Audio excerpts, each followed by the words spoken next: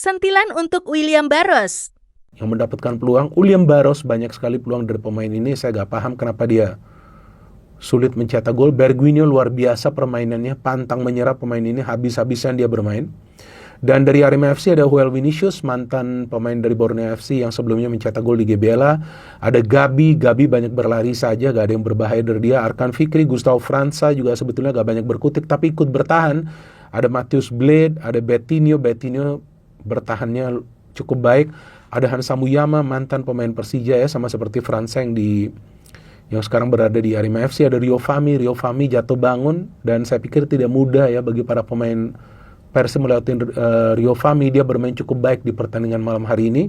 Di sebelah kiri ada Julian Guevara juga bermain baik. Ada juga John Alvarez, dan tentunya kalau menurut saya man of the match yaitu Lucas Frigeri. Oke, dari jalannya pertandingan Persib harus all out attack. Kenapa? Bukan artinya mereka ingin mencetak gol secara cepat, tapi mereka ingin membentuk irama permainan mereka secara cepat supaya mereka bisa mengendalikan jalannya pertandingan. Kan mereka juga belum tentu tahu bahwa para pemain Arema FC akan bermain dengan strategi parkir panser. Dan ternyata ketika para pemain Arema FC bermain dengan strategi parkir panser, nah barulah kita melihat para pemain Persib lebih berani melibatkan diri mereka dalam menyerang. Maka itu saya melihat pemain seperti Barba tuh naik sampai ke lini tengah, karena dia harus mendukung serangan.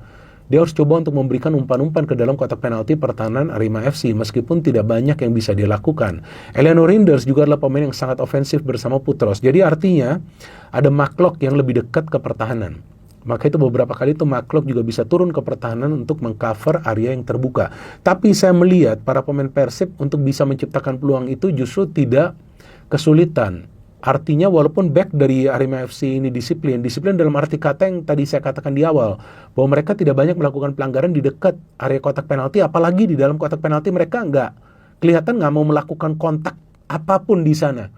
Bahkan nggak mau begitu dekat dengan pemain Persib. Kalaupun dekat, mereka lebih fokus untuk menutup ruang. Nah ini mereka cerdas banget. Mereka tahu, mereka khawatir jika mereka challenge yang keras atau jika mereka dorong pemain Persib, ya sudah pastikan pelanggaran. Jadi mereka tahu apa yang perlu mereka lakukan dari menit-menit awal. Dan saya melihat peluang dari Andrew Jung, peluang dari William Barros, peluang dari Luciano Gaecochea, itu adalah semuanya peluang-peluang emas yang seharusnya bisa dikonversikan untuk menjadi gol.